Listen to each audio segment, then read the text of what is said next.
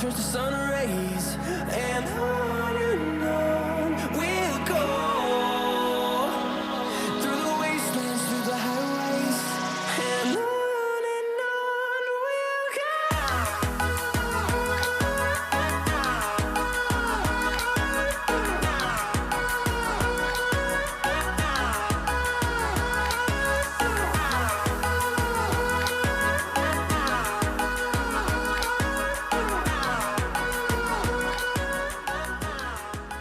Good morning. Welcome to Connection Valley Church. We are so glad that you are with us this morning. If it is your first time, we want to let you know that it is our mission to influence people to life-giving connections with Jesus, their family, and the community. And so one thing that we do is we partner with organizations in our community and all across the world that are doing great work, and we just love to come alongside and support them financially and with volunteer hours. And so our partner for this month, the month of September, has been Compassion International.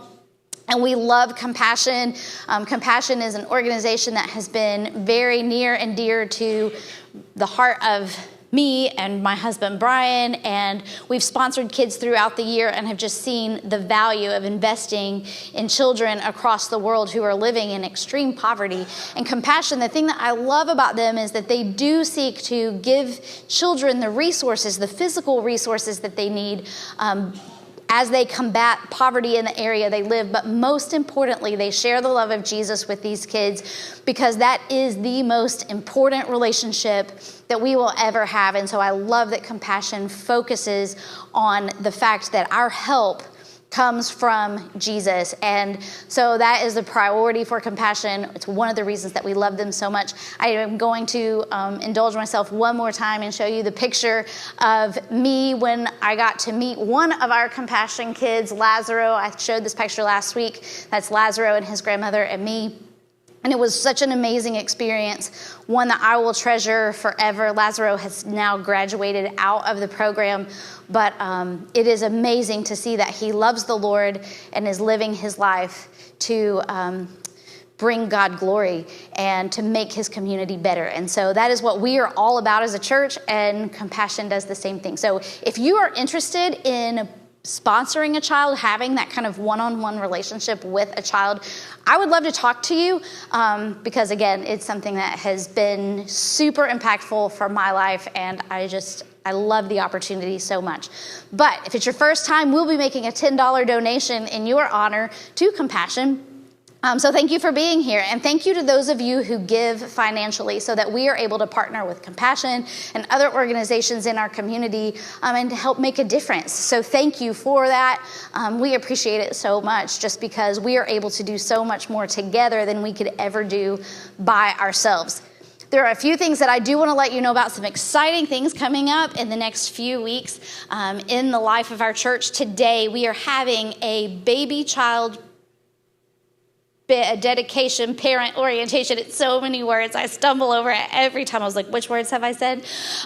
So there are families who have had babies over the last year or so, and they are looking to dedicate these children to the Lord, to dedicate themselves as parents to teaching their children about Jesus. And so we're having an orientation in this room right after service today. It'll take about 30 minutes, no more than that. We know that little ones have short attention spans, and so we do not want to keep you, but this is preparation for our baby child dedication on October 8th, and all of you will get to be a part of that, and we are really excited about being able to share that experience with the church family. It is a great opportunity for us as a church to partner with these parents in raising their children to help them know Jesus. So super excited about that.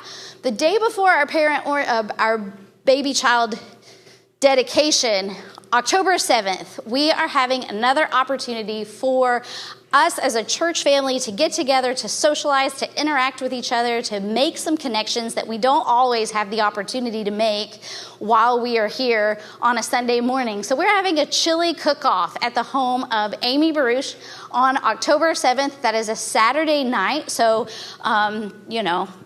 I don't know what that interferes with. It's nothing, because we are going to be together, socializing, enjoying each other's company. But here's what we need from you. We would love for you to go ahead and RSVP. There's an RSVP in the newsletter that goes out. I believe it is also on the link in the bio on our social media accounts. If it's not, we can make sure that it's there. But if you are going to be part of this event, we would love for you to come. We would love for you to make a chili, to be in competition with each other over who makes the best chili, and the rest of us will be eating said chili.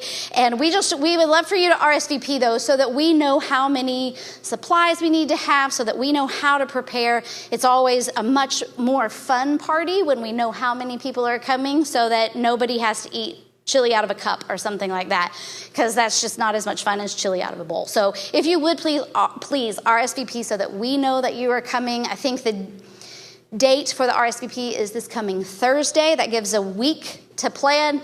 Obviously, if you're not sure, we would still love for you to come regardless, but please RSVP so that we know you're coming. Amy, how was that? Did I give the details that were needed? Okay, perfect. I just wanted to make sure you guys know we want RSVPs. We want you to come. It is going to be a fun event.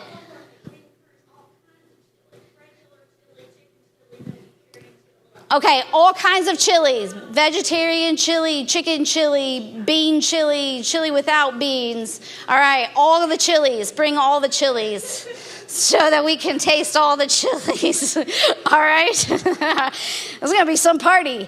All right, and one more thing I want to let you guys know about, and that is trunk or treat. It is almost that season, and we have been able to partner with the town of Jamestown in providing a trunk or treat for the community.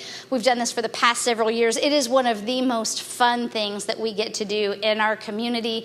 So it is time to sign up to be a trunk at our trunk or treat. We will park in the parking lot back behind Cakes by B, Blue House Bakery, and set everything up there. We had a great time last year.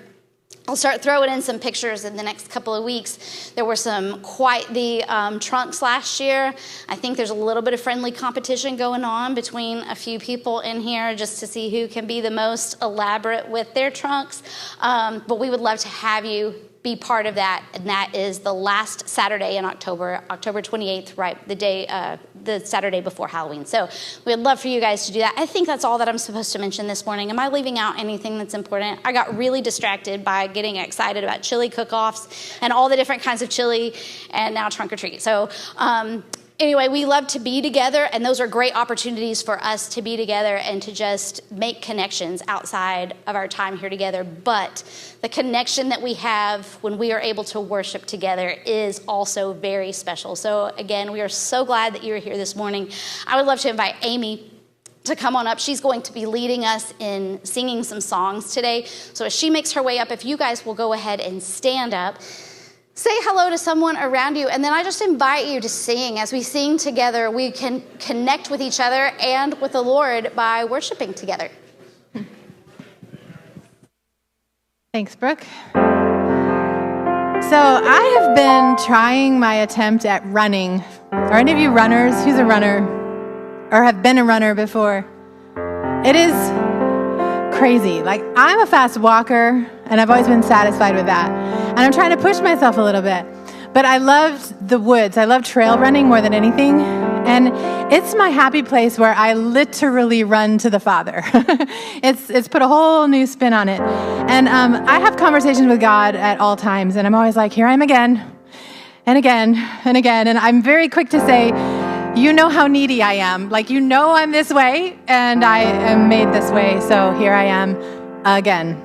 So we're going to sing Run to the Father. And if you have never really run to the Father in your prayer life about all the little details, things that you don't even think are a big deal, they are a big deal. And He's there.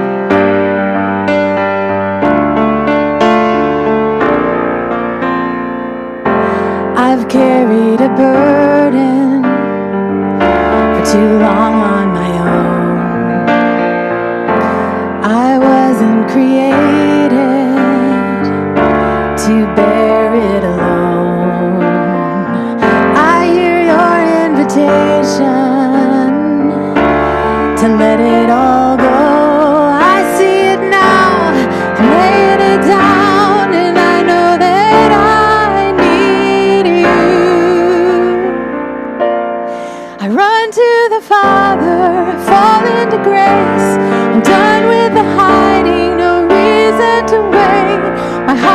needs a surgeon, my soul needs a friend. So I run to the Father again and again and again and again. You saw my condition, had a plan from the start. Your Son for redemption, the price for my heart. I don't have a context for that kind of love. I don't understand, I can't comprehend. All I know is I need you. I run to the Father, I fall into grace. I'm done with the hiding, no reason to wait. My heart needs a surgeon, my soul needs a friend. So I run to the Father again and again and again and again. Oh, oh, oh, again and again and again. Oh,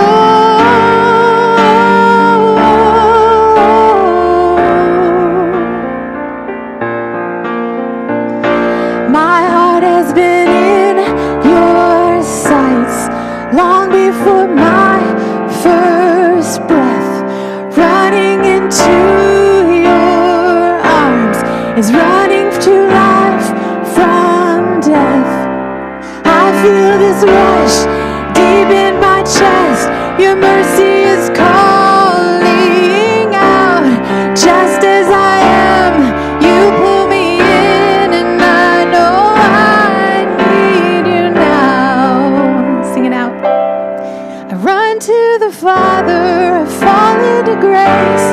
I'm done with the hiding, no reason to wait.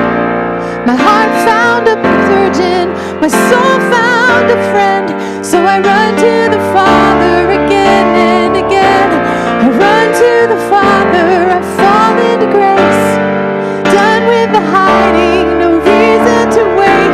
My heart found a surgeon, my soul found a friend. So I run to the Father again and again and again and again. Oh, oh, oh, again and again. Oh, oh, oh, again and again and again. You can have a seat. All right, so I want to start off with a question like I often do. How many of you have ever received an invitation that was too good to be true? Or at least it seemed that way, right? Too good to be true. Can you think of anything? Spitball. Talk to me. What you got?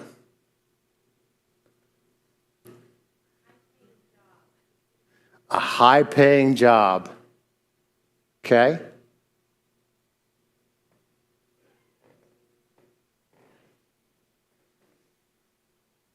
This is really sad. Come on, man. You're on mine. Hey, show out right now. It's your time. Ever get an invitation that was too good to be true? Or at least it seemed to be. Last minute tickets to a concert. Okay, we're talking right now. What concert? Garth Brooks. Okay. And now I got a song in my head. Yeah. You do too, don't you? Uh-huh. Low places? I feel you. What else? Going to an NFL game. Okay. So what team? Any team? Oh, so you haven't gotten one of these yet. Okay, but you would like to get another one, is what I'm hearing you say. Okay. I like it. I remember the week I talked about the NFL quarterbacks and the starting quarterbacks, and I asked who knew all 32, and you raised your hand. So I'm tracking with you. I got my eyes on you. What else? What else you got? A timeshare? Yeah.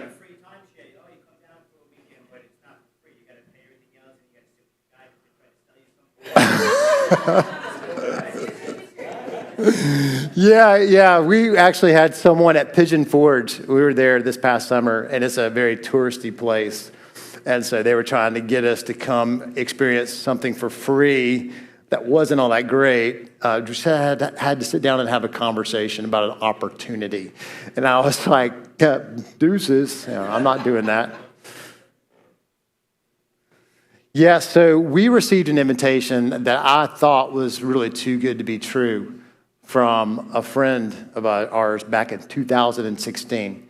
Now, it's one of those things where when I tell you, you're going to be like, yeah, that doesn't happen very often. But before I tell you about the invitation, I want to let you know that in 2016, our family was going through a lot of stuff. Like, namely, I had been a youth pastor for many years, and I was asked to start a location or a new church out of an existing church. And so this involved us having to move. So moving is stressful, right? Anybody move recently? Oh, yes, that is the equivalent of a strong amen right there. Yes. Moving can be awful, packing boxes, picking up heavy stuff. And I mean, you start to realize oftentimes when you move, you have lots of stuff. And in our case, we have 6 of us, and we've been in one house for a while. And so packing all that up, and that was stressful in of itself. But I'd been a youth pastor for a long time, and I was asked to go take on a new role, and it involved fundraising, it involved hiring a staff, it involved collecting a team of people to come help us get this new church location started. And so there's just a lot of unfamiliar unknowns. So it was like new job, it was a move. And then our kids were transitioning schools. Our girls still were in homeschool, but then Brooke was still homeschooling them as she was helping me. And my boys were transitioning into high school, Micah to a new high school, Matt to high school for the very first time. And so there's all these moving parts going on in our lives in 2016. And just to say, if I were to say we were burdened, would probably be an understatement. We were heavily burdened. We were tired. We were exhausted. We were excited, but all those feelings and emotions were part of 2016. That's why the invitation I received from one of my friends was so life-giving. It was life-lifting. And what he proposed happened the week of Thanksgiving in 2016, which usually at Thanksgiving, like we're thinking about going to grandma's or we're thinking about getting with our family, and you guys are already probably making some of those plans as you think ahead in the next couple months. But he reached out to me, and this is a friend I hadn't talked to in a while, and he said, hey man, I want to celebrate my wife's 40th birthday, and we haven't talked in a while, but you guys have had a special place in our lives. And we want you to join us for that celebration. And we want to do it in Savannah, like Savannah, Georgia. I know, come talk to me. Savannah, Georgia. So he was like, yeah, so what I'm proposing is on the Wednesday before Thanksgiving to fly you down to Savannah. I'm going to put you up in a bed and breakfast. I'm going to pay for all your meals, pay for a rental car. We'll come down on Thursday. You'll be there to surprise my wife. She won't expect you there. And so like I'm processing all these details, and then you'll fly back home Saturday. And I'm like, this sounds like a great idea, but that's Thanksgiving, right? Like I've got plans. But what was really cool is I reached out to my family. I said, hey, I've gotten this opportunity. What do you think? And my mom, who is still living in Georgia at the time, said, oh, I'll come up and be with the kids, and we can celebrate Thanksgiving on like Tuesday, and you guys can go ahead and be a part of this special experience to celebrate this birthday of a friend you haven't seen in a long time and surprise her with this incredible offer that you wouldn't be able to do or you wouldn't even think to do. And so we went and did that in 2016. And there's a picture of us right here. We did an escape room, which, have you ever done an escape room? Yeah, they're pretty awesome. And we escaped in 35 minutes, which it was probably pretty easy. But nevertheless, this is our friend Stephen, Jill, and then, of course, Brooke and me.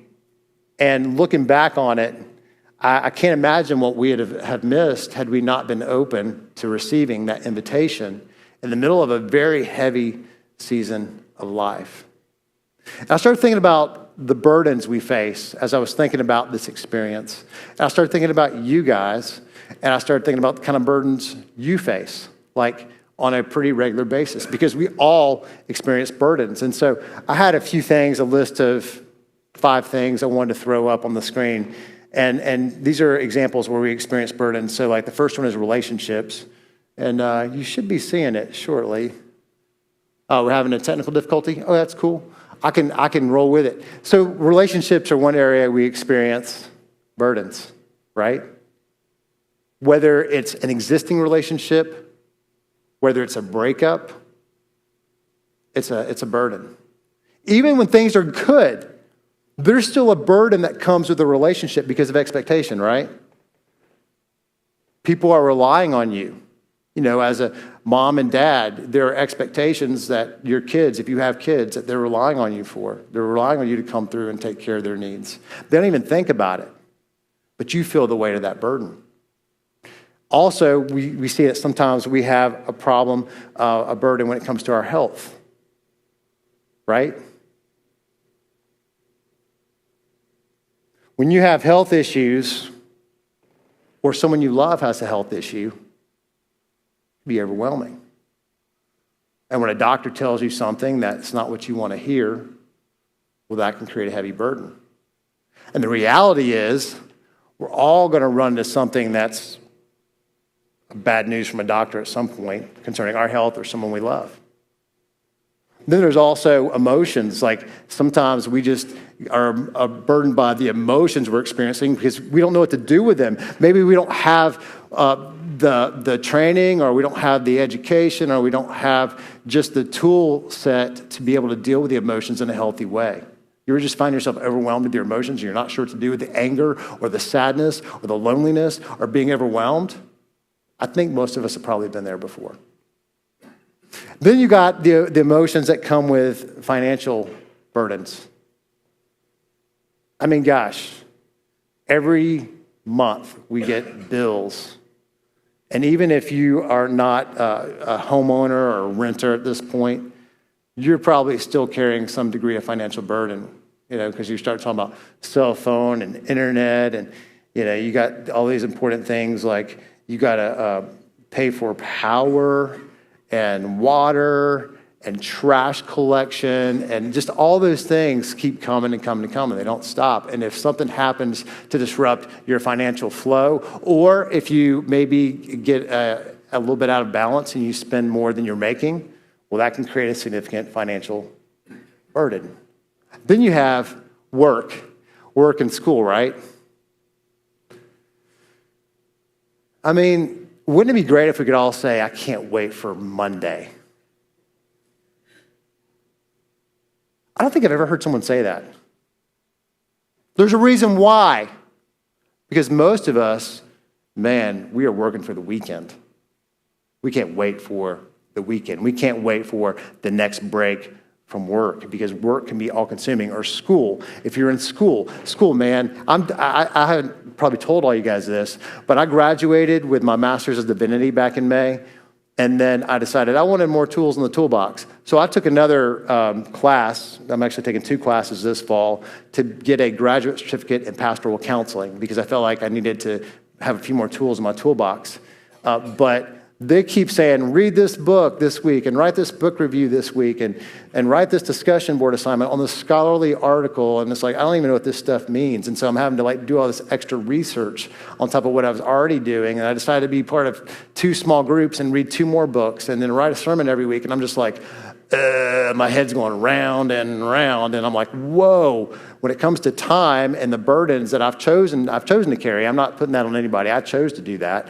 But when it comes to those burdens, sometimes it's like, whoa, I'm tired. I got to take a breather, man. And then life just keeps coming. It doesn't stop. It's not just me. There are other people around me that have burdens, which we've talked about a little bit already. And so life can just seem so stinking overwhelming. And so as I'm talking about burdens, they impact how we use and manage our time. And one of the things I thought about, just to make this a little bit lighter, was the temperaments. You guys remember the temperaments? Some of you weren't here when we did that study, but we initially talked about the 4 temperaments. From I said this, you heard that. I say something, but you didn't necessarily hear it based on the filter that you have based on how you're wired. And from that study, we talked about 4 temperaments. We talked about the red temperament, the choleric. Introverted and task-oriented. I got any red cholerics out there? Welcome to the party. You my brothers and sisters. You know what's great is when you see one row and they're all in the same family and they raise their hand, I'm like, ooh, when reds attack. Blood in the water. Yeah, I won't tell you what I just saw. That was great. Thank you for that, by the way. But when reds are under stress, they can go from being very much a vision-oriented people, like, hey, this is where we're going, and they can be inspiring, and they can stick to the plan, they can get a team going. But when they get stressed and they don't handle that stress well from the burdens they're experiencing, they can become a bully, right? Some of you have experienced this. Some of you, if you know me, you've experienced me being like that. And so I didn't even know we had this back. It's beautiful. The cleric, the visionary decision maker, is able to see the finish line and all the steps and decisions it will take to get there, inspiring people to that finish line. The office bully, when that's what they become when they're stressed, makes all the decisions, is unconcerned with what happens in the wake of their leadership, and is intolerant of mistakes, tears, and emotions. Yikes. Anybody want to be like that? Don't sign me up. All right, and then you have the green temperament, or the phlegmatic. Some of you are green temperament, phlegmatic. Anybody identify with this temperament? Okay, I see you. I see you out there. I like it. And the phlegmatic, they are the kind diplomat. When they're in their best place in a work situation, they're able to steer people toward projects, toward compromise, ensuring everyone feels heard and valued. I've watched my wife do this so many times. She's so good at seeing things from multiple perspectives. And sometimes, like, for me, I'm like so black and white naturally, and she says things, and I'm like, oh, I hadn't thought about it that way. Oh, wow, that's really good. And I'm like, I'm writing it down. And later on, I'll say, I had this thought. No, I don't do that. I give credit. But when they are not doing well and they're under stress in a work situation, they can become the unenthusiastic procrastinator. That could also apply to school if you're a student. And what can happen is they can lack a sense of urgency and they can struggle with indecision. One phrase I would hear them use often, or have heard them use often, is, I don't know. Whatever. Some of you identify with that. The third one I want to throw out to you is the yellow temperament, or the sanguine. And they are extroverted, and they are people-oriented, and they are the office optimist in a work situation. They see the best in people and circumstances and inspire people toward action. But when they're not doing well and they're feeling stress, they can be the attention magnet. And instead of really seeing the best in people and being about people, they can be about themselves. Look at me, I'm beautiful. And so they can thrive on attention from others, and they will use charm, jokes, and storytelling to stay in the spotlight, even if it blocks out other people. Anybody identify with the yellow temperament? Yeah. Man, you guys bring brightness and sunshine to life. I love it. I love it so much. So then the last but not least, we have the blue, which is the melancholy, or the melancholic. And when they're doing well, they're the thoughtful analyzer. They think on a deep level. Like, you remember deep thoughts. Well, they have some deep thoughts, and they're internally processing. They're introverted, but they're task-oriented. And when they are able to be in their best space, they're able to identify obstacles and find creative and detailed solutions. However, when they get in a bad place, they become the judgmental skeptic. And they assume the worst in situations and people and can be critical and unforgiving of others. So does anybody identify as a blue temperament? Oh, wow, okay. What's amazing is we have a pretty good balance here. Like, just to see the amount of hands on some of you are like, I don't know what I am. But most of you identify with something that I just shared, and it's pretty cool that God has put us together for a reason, to be able to see things from multiple perspectives and to support each other in it. Because not all of us have all the answers by ourselves, but together, man, we really are better together. So with that said, burdens create a weightiness. And it's really important to know where they came from to begin with. We talked about that in week 1 of this series on time, the Tock series, right? You remember? We talked about the beginning of time and God put it all into motion and he's like, bam, creation, bam, like made donkeys, I think donkeys are cool. But he made all the stuff that we see and we experience, including time. But what messed it all up? The fall. The fall, Adam and Eve choosing to disobey God complicated everything, including making life feel burdensome.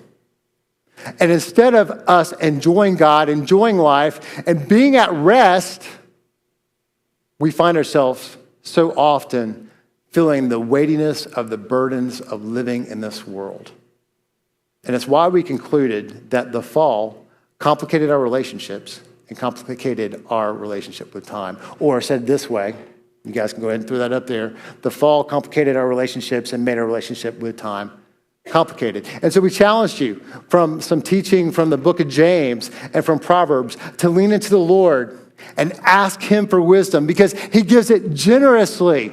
Like he's even better than Santa Claus. Like he's going to give you way more wisdom when you ask for it than what you even probably would even think to ask for. When you just start asking, he gives it generously. It's abundantly overflowing. And that's how, this is just another reminder how good our God is in the middle of all circumstances, even when life is hard, which we all experience hardship. And then, so we talked about this idea, go ahead and throw that up there, Mia, lean into the Lord and ask for wisdom. So that was the idea from last week. And then the second week, we talked about this idea of expiration or expired. And you remember that commercial that I made reference to at the beginning of the message because we wanted to remind us that we all have an expiration date, that eventually our time here is going to be done. And we talked about a prayer from Moses in the book of Psalm 90, 12 in particular, where he writes, teach us to number our days so that we would gain a heart of wisdom, so that we would know how to live these days to the best of our ability with God right there with us, guiding and directing us. And we concluded that when we remember time is scarce, we value it more. When we remember our time is scarce, we value it, we cherish it more. Then last week was a lot of fun because we talked about this idea of optimization. And I love the idea of optimization because I like to take things that are good and make them great. I like to take things that are okay and to make them better. I love the idea of improvement. And one of the ways we talked about optimizing our time is by making wise choices. And we looked at Paul's letter to the Ephesian church. And he was writing to the Ephesian church. He's writing to believers to say, hey, be imitators of God. Be like God. How do we know what God was like? We look at Jesus. Jesus was God with skin. And so we're imitators of Jesus as we live as children of light. And so he kind of lays out some things to do and not to do. And we talked about this idea of to-do list and not to-do list. What I've discovered in some of my conversations with some of you is that a lot of you have never even thought about making a not to-do list. But here's what's great about that. When we know what we're going to say no to, it actually helps us to clarify what we're going to say yes to. Or another said it the opposite way, what we say yes to oftentimes means that we're going to say no to other things. So it's good to know what we're not going to do. Ultimately, if we want to live out our values, achieve our goals, and live out the vision that God has given us for our lives. We optimize our time by making wise choices. And so from all this, I thought about burdens and time and how they all interrelate together. And I had a couple observations. The first one is this, that our burdens can blind us from seeing the bigger picture and making the wise choice. Think about this. When you have a relational issue, is it hard to see big picture? When you have a relationship problem with somebody? When you have a major work issue, is it hard to see beyond that work issue? When you have a bad health diagnosis or someone you love has a bad health diagnosis, is it hard to see beyond that diagnosis? I can go on and on and on, but you understand that this is true, that we can be blinded from thinking big picture. And one of the the unfortunate things about just seeing a smaller picture is we make decisions not based on vision. We make decisions based on the immediate and the moment. And oftentimes they're impulsive and don't take us in the direction we ultimately hope to go. So that's one observation. The second one is this. Our burden management, so how we manage the weight, directly impacts our time management. Our burden management, so how we manage the weight of those heavy burdens, directly impacts our time management. And this is why I love some of the words of Jesus when he was teaching. And this is all recorded in the Gospels when Jesus is teaching. He has some incredible teaching, but specifically in the book of Matthew in chapter 11, he speaks directly to managing our burdens. And he gives an invitation, like my friend gave me an invitation that seemed too good to be true back in 2016. Jesus gives us an invitation that seems too good to be true. And beginning in chapter 11 of Matthew, verse 28, Jesus says, "Come to me, all of you who are weary and burdened, and I will give you rest." Now remember, we talked about the fall has made us restless, right? The fall has made us feel like it all depends on us, or why even try? And Jesus says, "Come to me, all who are weary and burdened." This invitation is come to me, have a relationship with me by believing in me as the one who paid your sin debt.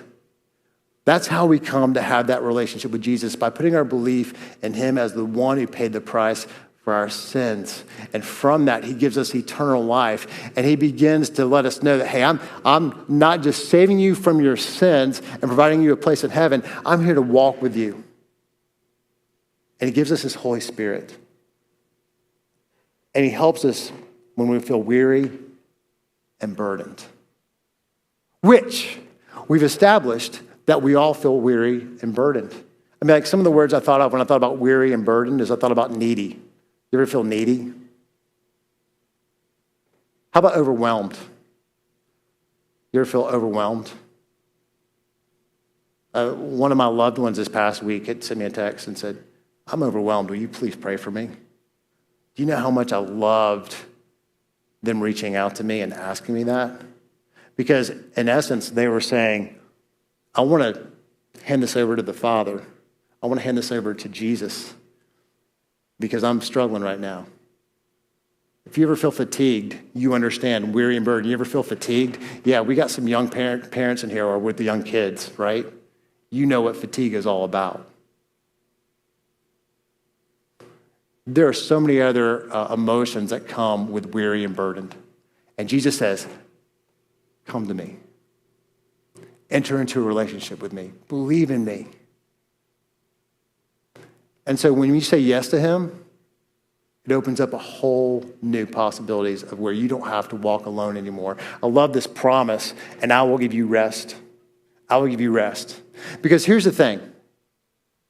Most of us, when we're burdened, we typically do one of two things, right? I imagine you could probably identify with these two things, and maybe both of them depending on the situation and where you are and the circumstances. But most of us either do what I call grasping. We try to take the bull by the horns, and we try to hold on. If you've ever ridden a mechanical bull before, or even a real one, life can feel that way sometimes. It's not easy.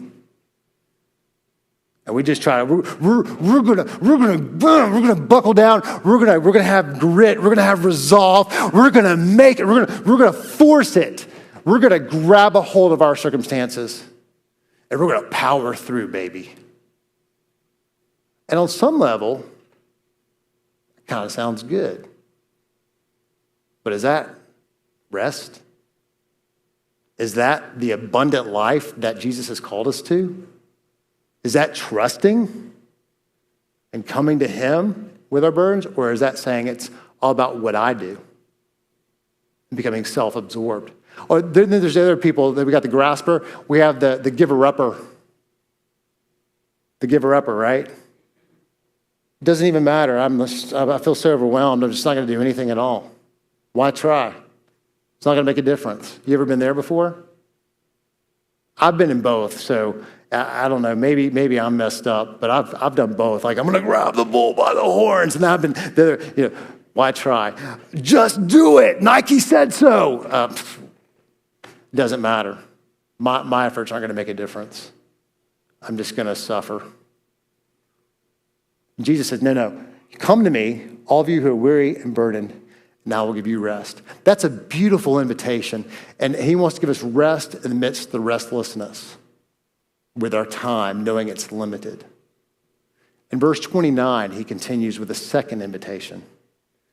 He says, take my yoke upon you and learn from me, for I am gentle and humble in heart, and you will find rest. There's that rest word again. Sounds so good. Rest. I know it sounds good to y'all.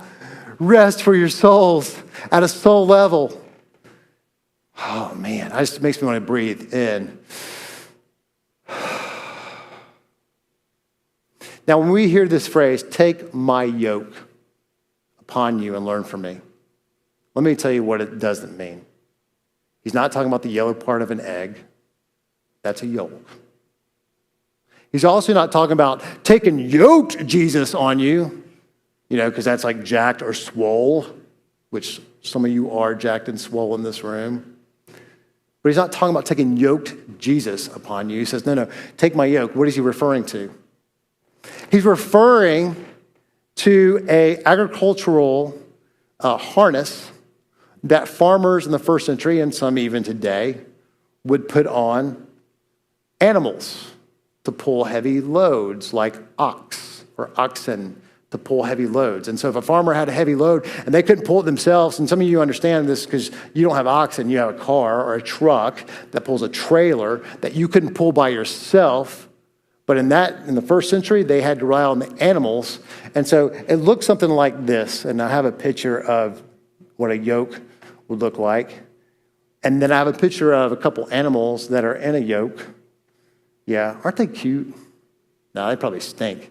But these guys are wearing a yoke. And so the idea is that they work together to pull that heavy load. And that together they're better. And a lot of times what a farmer would do back in the first century is they would put a more mature animal with a less mature animal, hoping that the less mature animal would benefit from the strength of the more mature animal and would learn how to operate and pull the heavy load from the more mature animal. And what's so cool about Jesus is he says, all right, I want you to take my yoke upon you, and that I'm going to help you carry your heavy burdens. And going back to this verse, we take that on us and we find rest for our souls. And we learn from him, and the load is lightened because Jesus is right there pulling with us, showing the way as we walk in tandem with him. And the thing is, back in the first century, oftentimes the loads would be so heavy, the yokes would dig into the necks of the animals, making terrible places where there were sores and just nastiness. And Jesus, he's the one that says, I'm going to do the heavy lifting. Just walk with me. Does it mean you are no longer having to carry any kind of burden whatsoever? No.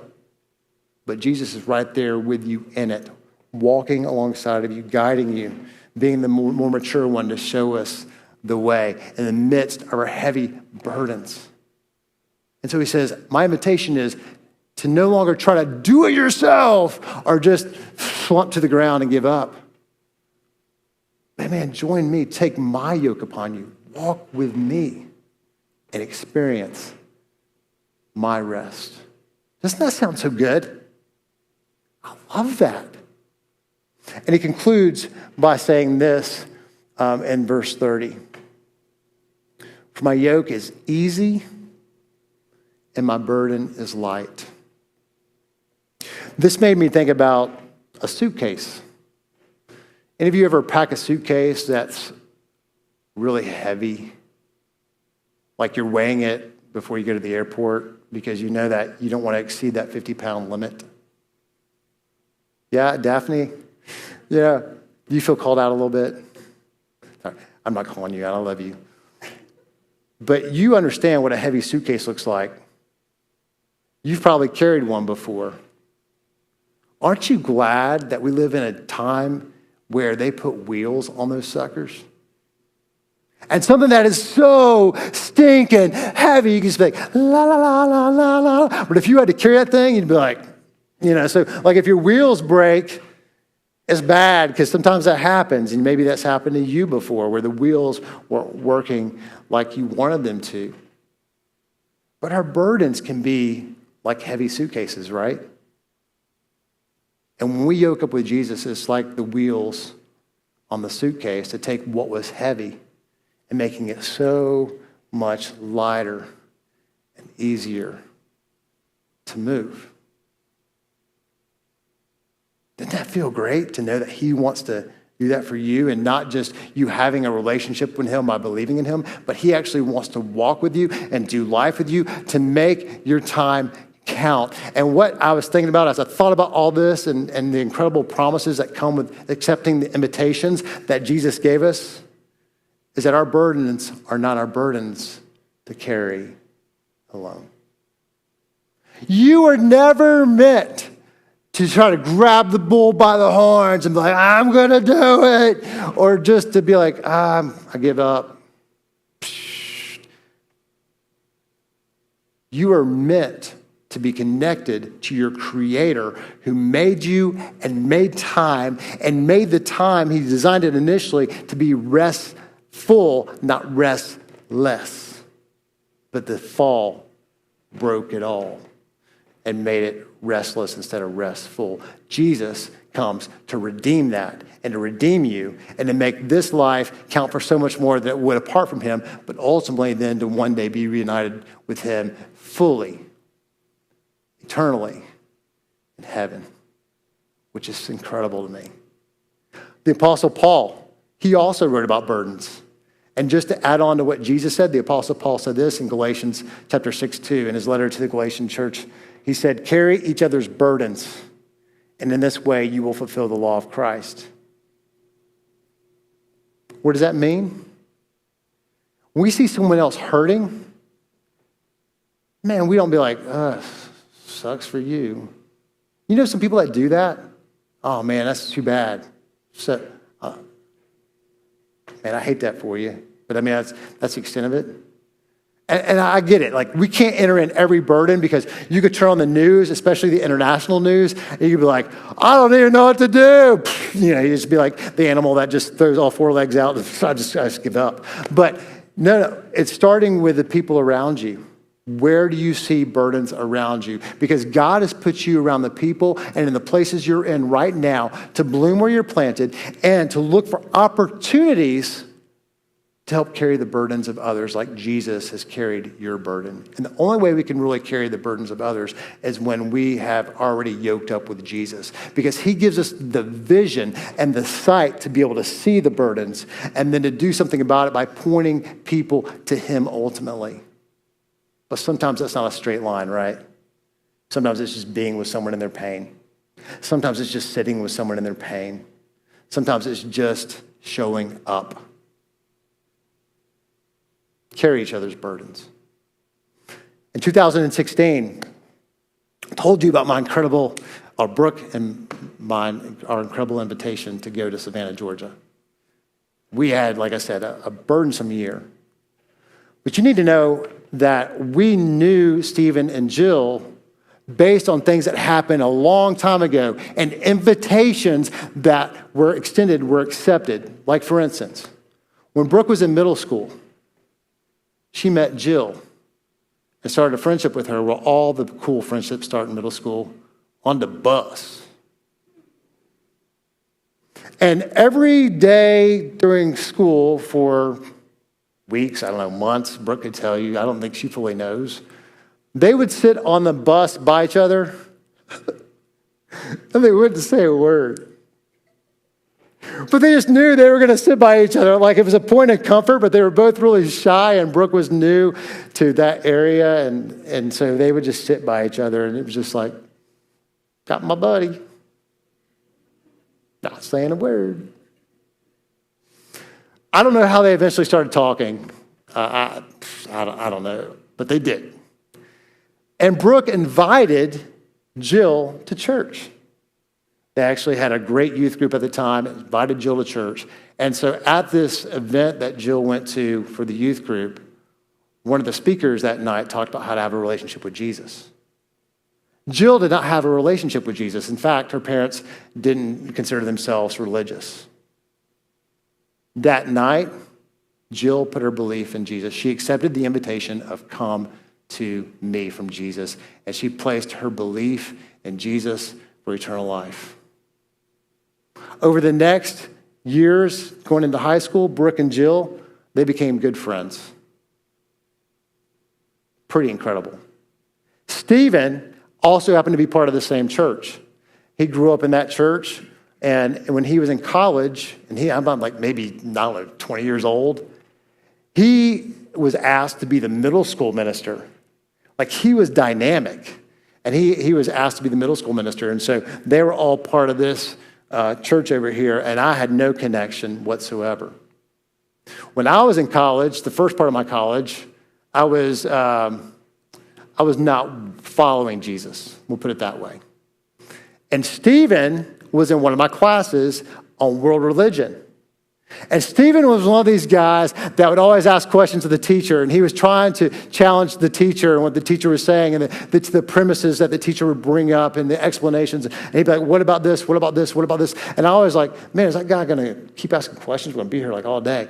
And the teacher's got to get to this stuff. But a lot of times he said stuff, and I'm like, wow, that was really good. Like, I'm not really like into this whole Jesus thing at this point, but man, I really like what he has to say. I'm drawn to this guy. And then he invited me to go to the church for a wild game banquet where men that shot things and cooked them up for us and barbecued them and all this, and hogs and all this elk, and would be serving these meats. And of course, I didn't go.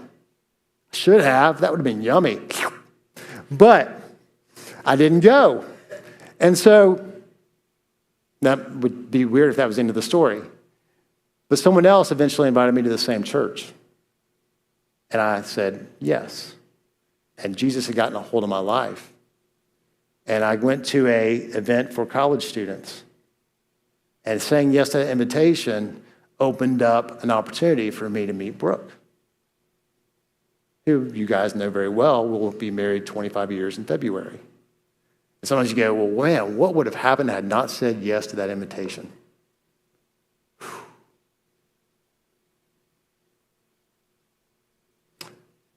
Over the next few years, Stephen invested in me.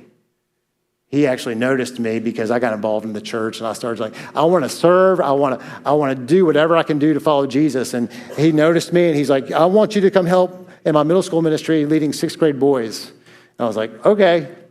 And I didn't know what that was like. That was weird. But 6th grade boys are just kind of out there, but they're awesome all at the same time.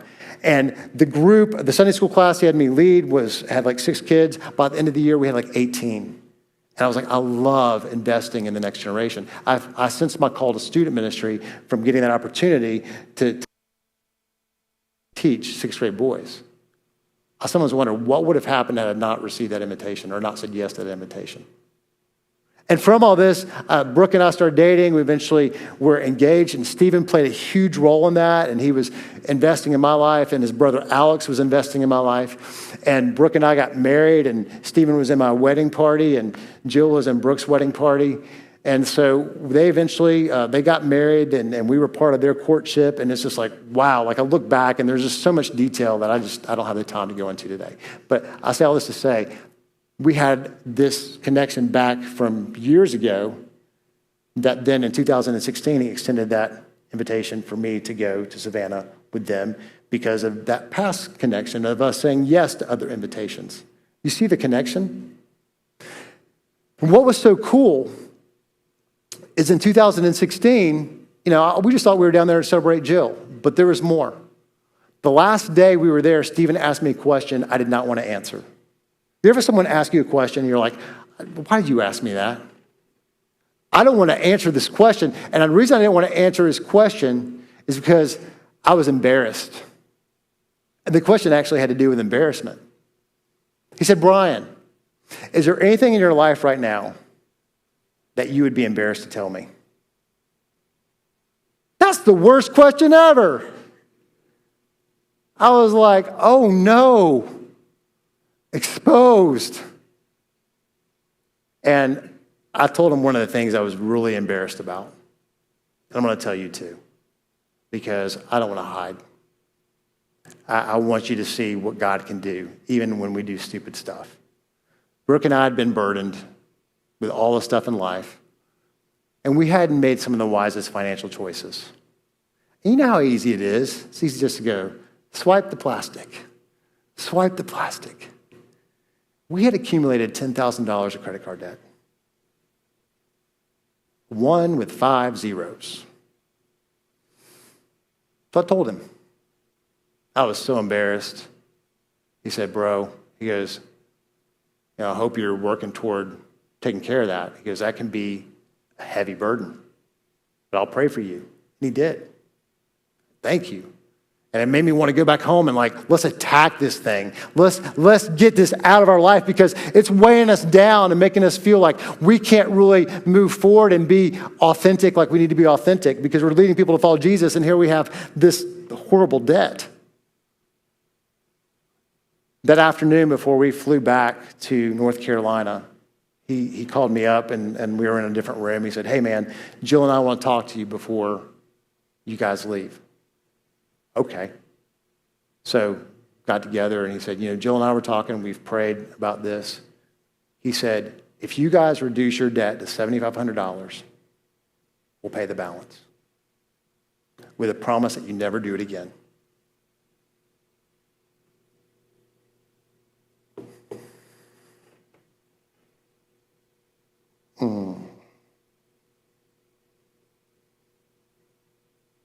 What?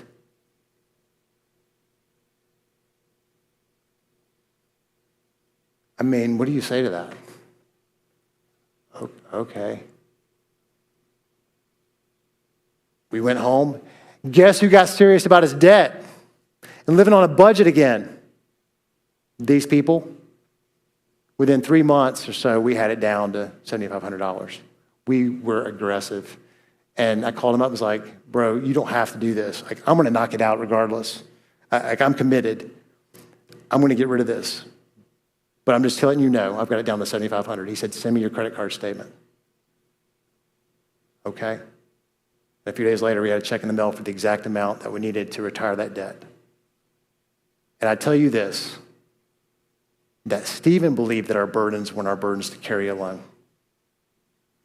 And God, in all the stuff we deal with, he says, come to me, all of you who are wearied and burdened, now I'll give you rest. Just reminds me that we have a good God writing a good story with a good ending. As our friend Dr. Richard Hips has said, you don't know Richard. I don't really know him either. I just read his book. But I love that quote. From that, I have 2 questions I want to ask you, and then we're done with this time. It's this. How could your relationship with time change if you were to accept the invitations of Jesus?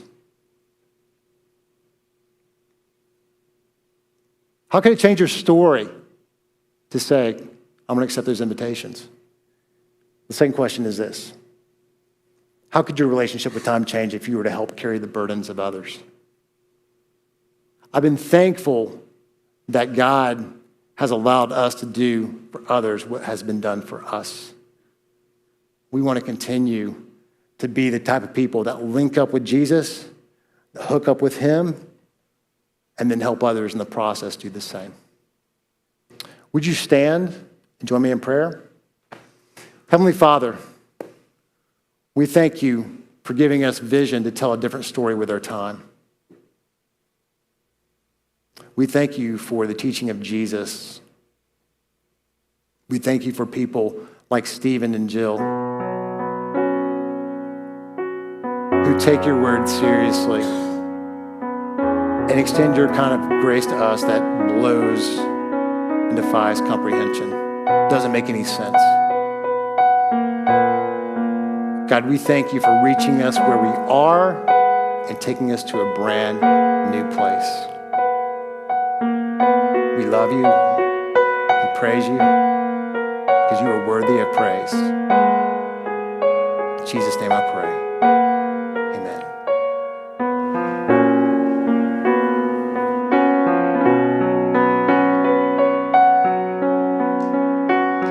Just as I am without one plea, but that thy blood was shed for me, and that thou bidst me come to thee, O Lamb of God, I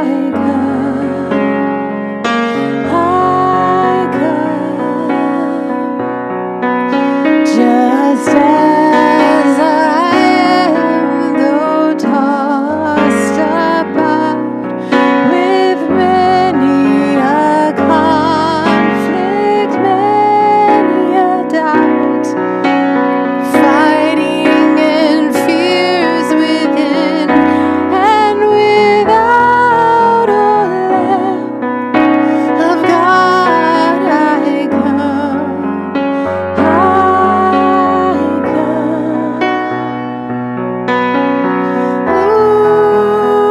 Ooh, just as I am, ooh, I come.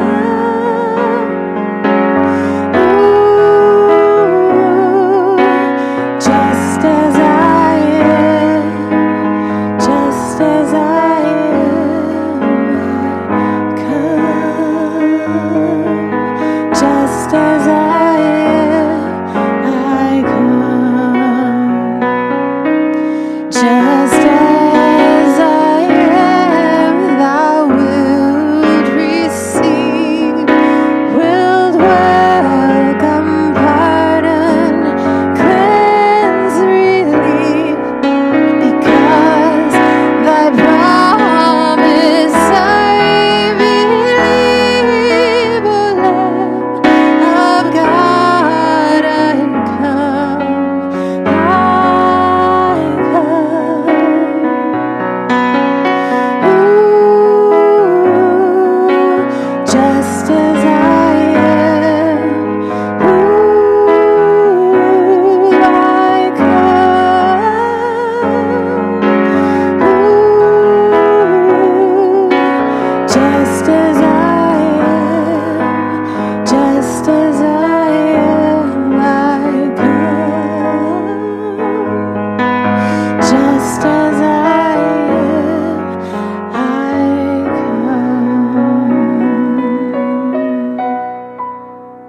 come. So I love that invitation from Jesus, and I love how it connects to that song, that we come as we are to him, and he hooks up with us, and he takes us to a place that we can't go on our own. Now, I want to let you know a couple things that are great. We're going to have a small group time today for those of you who can stick around and process this content, and it's going to be happening in the mall hallways because we're having a baby, child, parent dedication orientation in this room about 15 minutes from now. So the small groups will happen out there. The orientation will happen in here, and it'll be the first one we've ever done. We have 5 babies that are going to be dedicated in a couple weeks, and I can't wait. So we want to partner with those families, and so we'll be meeting up here in about 10 or 15 minutes. The small group questions I have for you, I want to throw up if you can't meet with us today, is this: how can our burden management help or hurt our time management? That's the first question I want you to kick around, maybe over lunch or in the car. And the second question is this: how could you improve your relationship with time, or how could it improve if you were to accept the invitations of Jesus and help carry the burdens of others? All right, so the last thing I have for you is next week. I've invited a special guest to come speak to us, and it's the CEO of Dare for More Ministries, and she's going to share with us what they're doing to fight against human trafficking and degradation of women and children, and to fight poverty in Guatemala. And we have recently partnered with them as a community partner.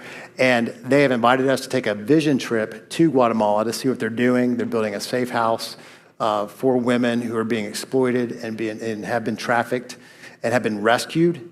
And I love the fact that we're, as a church, going to hopefully be able to extend that opportunity to all of you at some point to be able to go down and be part of that fight. So she is awesome. I talked to her a couple months ago for the first time, and I was just drawn in by the vision she had for what she wants to do to make a difference in the lives of women and children, and even men for that matter, who have gone through that kind of hardship. So hopefully you'll be back here next week. I encourage you to invite a friend. And I think that's all I have. God bless. Have a great day.